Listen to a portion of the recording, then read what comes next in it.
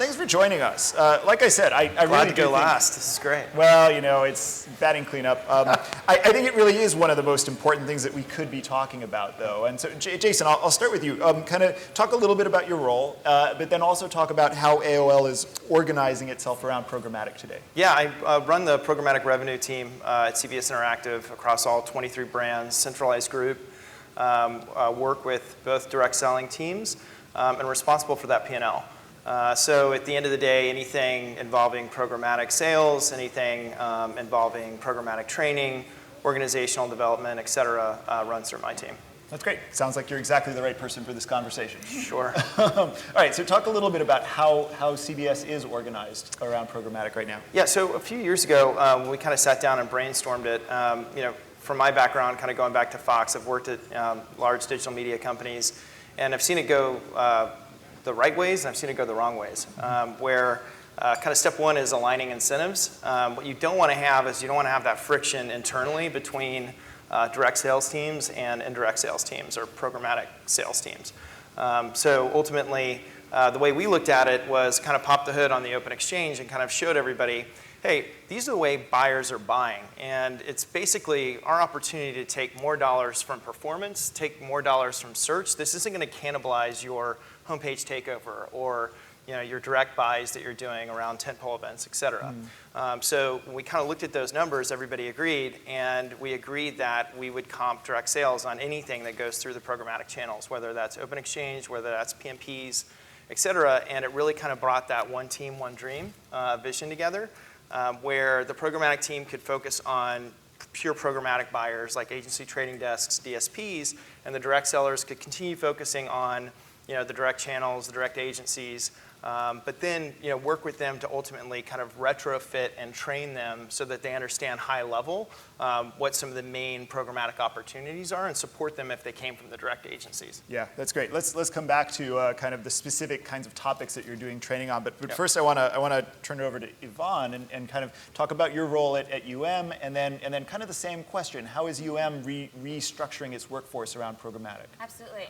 So I'm Yvonne Apt. I run the digital practice at UM, and our digital team really does everything, right? So we do social, search, mobile. I've got a great group of creative producers, and it's wonderful to have a group of what I call broad specialists. So in the same hour that we're troubleshooting a tagging issue, at the end of that hour, we're talking about comms goals with clients. So it really is a sort of a big task, if you will, but we're sort of continuing that idea of broad knowledge with programmatic. So we believe that programmatic is a way of buying, not necessarily a discipline or something to be siloed off to the side, but something that everybody needs to touch and learn about, because at the end of the day, it's just about buying smarter with data, right? So in terms of training the workforce, we are attacking it at every single level. About 2 years ago at UM, we decided that we needed to start with the thought leaders and the visionaries and the people that were going to become our champions. And we had full-day executive workshops where we had leaders from across the country sit in one room and just hash it out and talk about the issues that we anticipated, and some of, well, really all of which have come true. And then crucially, understand what our agency offering is in comparison to the rest of the marketplace. And then in the 2 years following that, that's really when the real work began, where we decided that we needed to have people that could actually run this thing. And so we've done so many different things, some hits, some misses, from online coursework to in-person sort of classroom-style training. And that's where we found sort of the biggest issue that we had to adjust for, which is that we didn't have enough trainers. We literally did not have enough people that could run these workshops effectively. We had a lot of people speaking sort of this technical language, whereas our teams really needed the story aspect of it and the why and the motivations behind it and how to turn around and talk to clients about it. And so sort of in the beginning of last year, we have implemented and will continue to implement these sort of train-the-trainer sessions. So for mid-level managers, getting them to literally be certified in then taking everything that they learned back to their teams.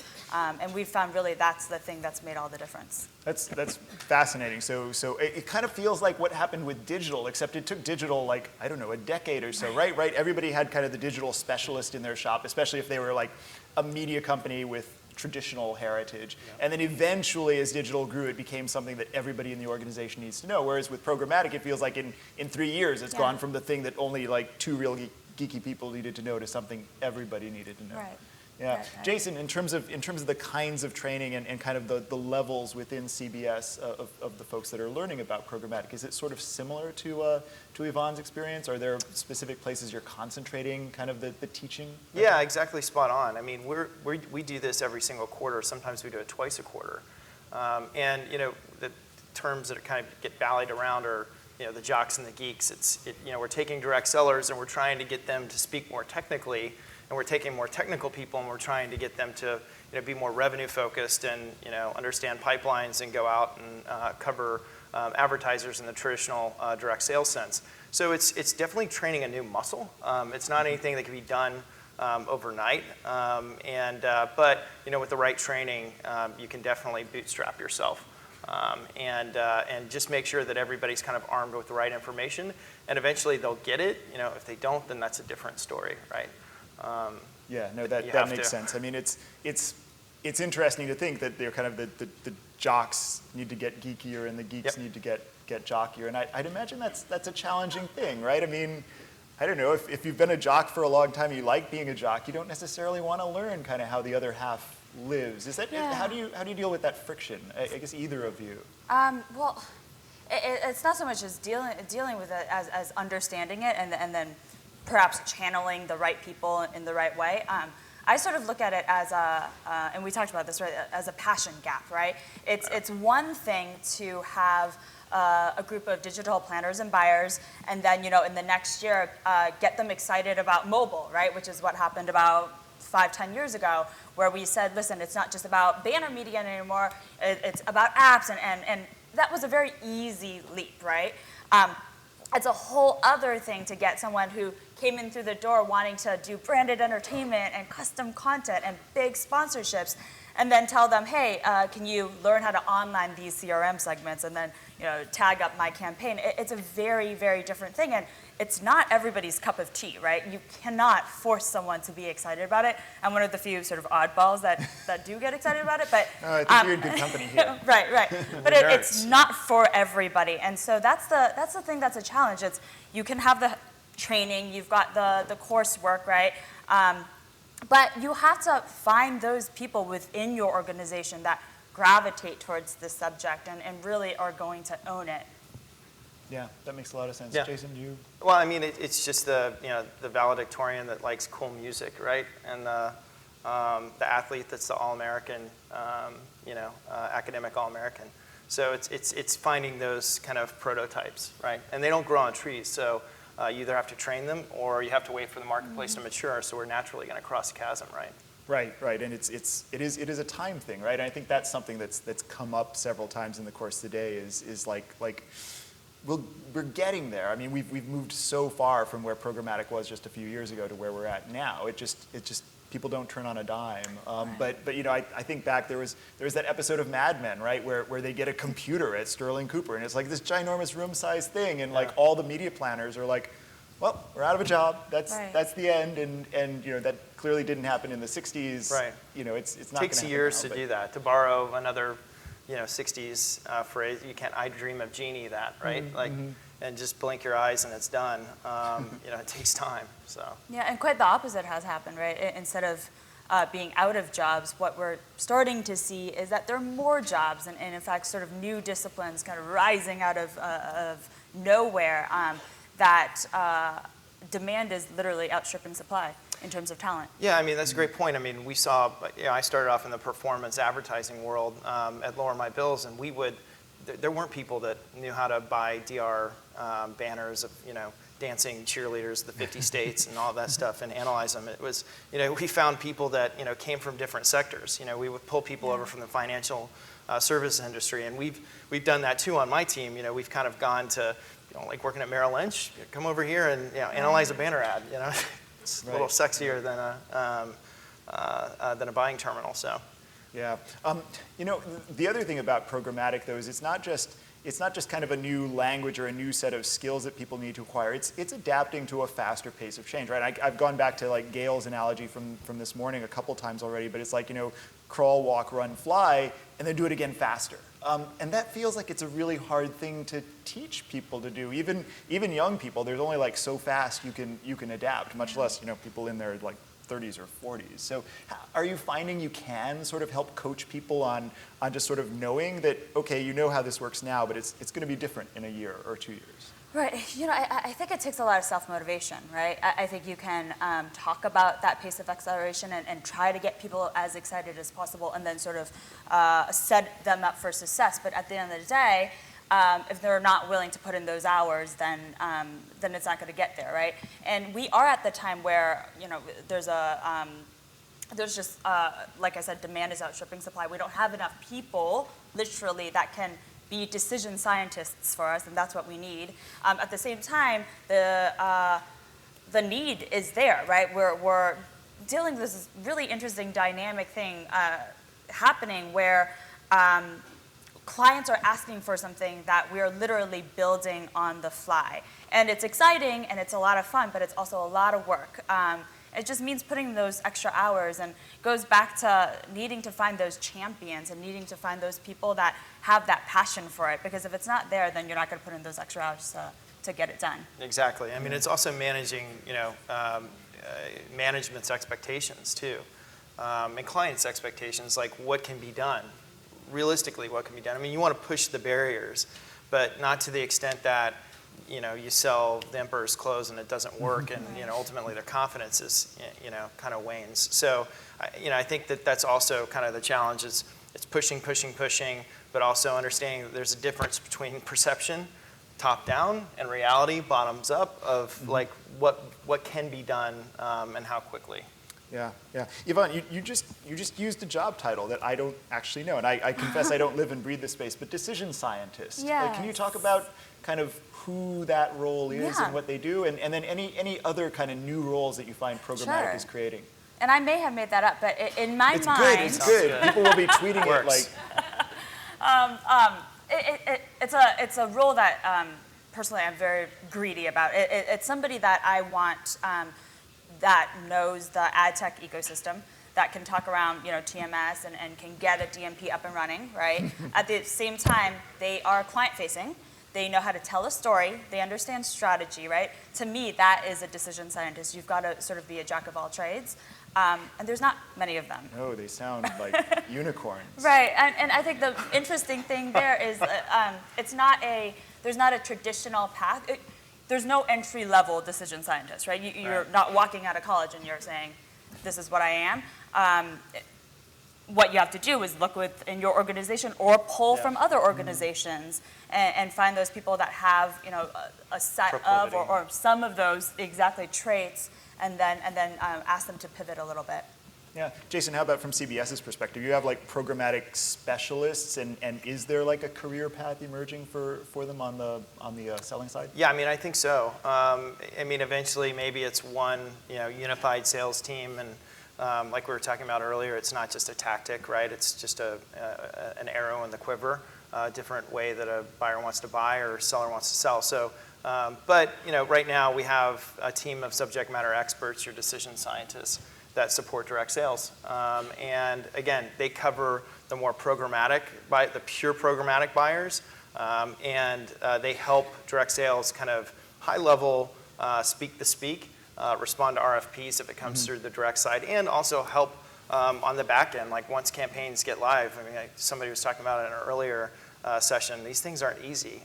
You know, we did I'm chairman of the Programmatic Council, and we did a whole one sheet on the things that can go, which is on a lot of these tables here, the things that can go wrong with a PMP deal. And I mean, look how long that thing is. Yeah, we were talking about that a couple sessions ago. 8 months to put that thing together. It was a challenge, but it just goes to show that it's not, you know, 100% connected yet. Yeah, no, it feels like there's a lot of need for humans Yeah. before we can just turn it all over to the robots and like sit on a beach That's somewhere. right, exactly.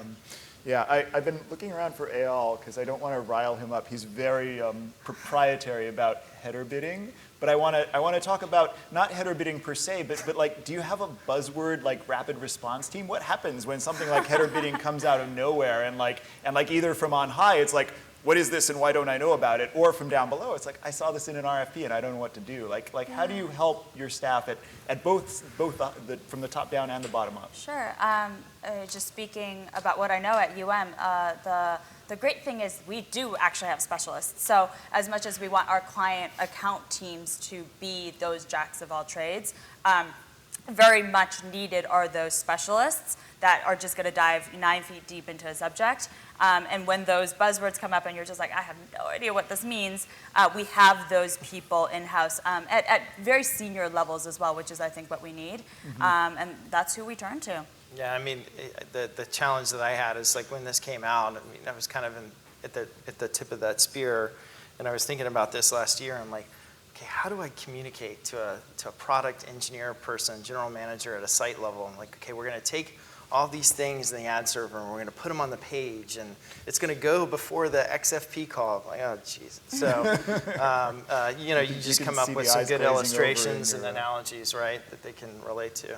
I mean, I think though the issue and something that I think all of us are implicit in is that we've acronymed ourselves out of something that I think is actually not that tough to understand, right? At the end of the day, it's just about applying data to what we're buying, right? But I think we got off to a slow start and maybe even to a wrong start in some senses by making it seem like you have to have a PhD to understand this thing. And at the end of the day, I don't think you do.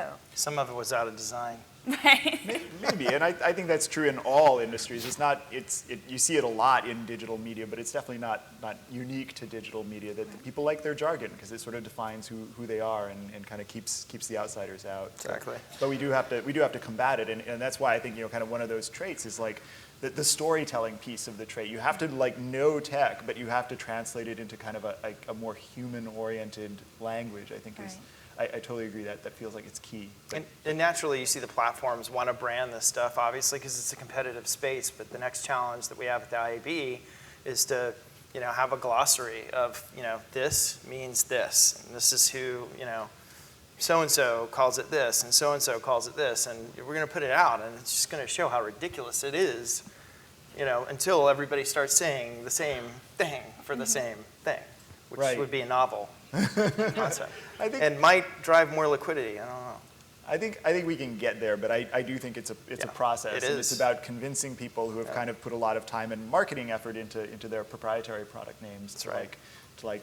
It's like drugs, right? They have the fancy name and they have like the generic name, and you got to like. We must have an external name. Labeling needs to get clearer. So what's any advice for other organizations that are just trying to kind of adapt to the pace of change that programmatic is bringing? Are there any kind of concrete 2 or 3 things that you can do to kind of help? Yeah, the one thing that I keep returning to, and I'm going to sound like a broken record, but honestly, guys, find your champions. Find those people in your organization that have natural enthusiasm for this, are going to want to sort of go after it and get it done and conquer it. And if you find those 2, 3 people, hang on to them, right? And they're going to be the ones that are going to carry us through this kind of interim time period until a new crop of young, bright talent come and truly apply themselves to this space. Totally. Align incentives, have the groups working together, the one team, one dream. Align the organization, have that specialist working and championing with the folks that they need to support so you cover all bases. And train.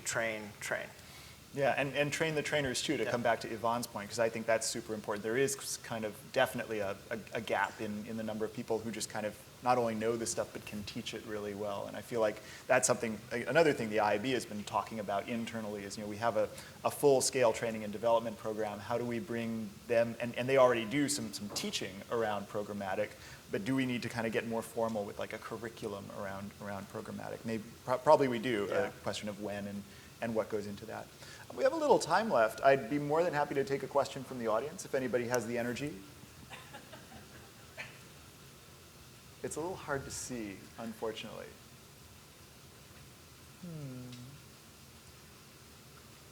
Nobody yet. Think about it for a little while. We have a little bit of time.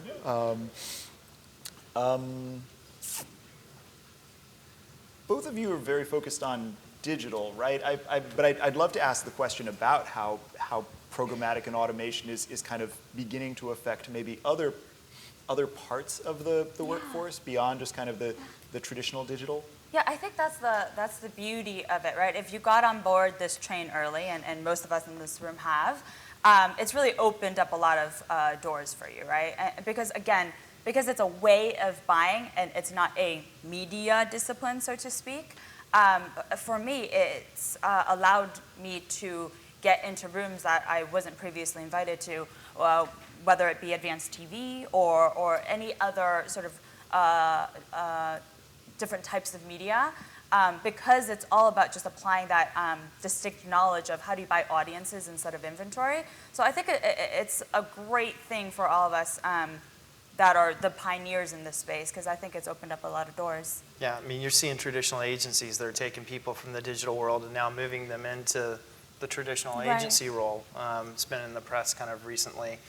We're doing the same thing. To Yvonne's point, we're taking that programmatic discipline and we're partnering with our mothership, so to speak, and looking at the areas of television. How can we apply that there? I mean, we sit on a treasure trove of data, from a digital perspective, and how can that be applied to show buckets in television and help advertisers kind of reach that end goal? Like I said before, like we want to sell our inventory any way an advertiser wants to buy it and stay ahead of the curve before it happens. No, that's great. I guess my last question for you would be to talk a little tiny bit more about any other mandates for somebody that plays the role the IAB does, for a trade association. We've talked about the potential to like maybe put an IAB curriculum around programmatic in place, and definitely kind of revisiting the lexicon and kind of helping to maybe smooth out the language that we're using or make it more consistent from one company to the next. Are there any other things in terms of what the Programmatic Council might do next year, or what other parts of the organization might do that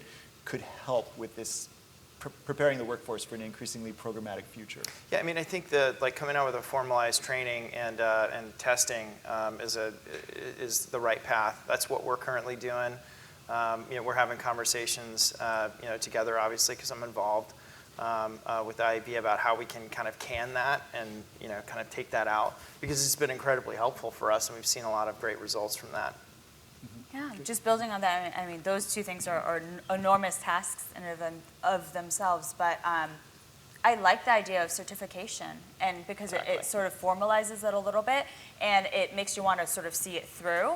And then that could be a really great thing for all of us who are in the hiring space, right? To then understand, oh, okay, these are the guys that get it and put in the extra hours to do it. Yep, Exactly. yep. There's official IAB certifications in sales, ad ops, and Sales, data right now, and I think they all include programmatic as part of their curriculums. But again, I think whether it's a separate certification or some kind of a badge or something, and I don't know there's another world where I don't know all the terminology or the lexicon, but certifications. But some way we should be able to formalize that more. So. Last chance, any questions from the audience? I think they want drinks. Yeah. I think we've put them through a lot. So Yvonne and Jason, thank you very much for a great conversation.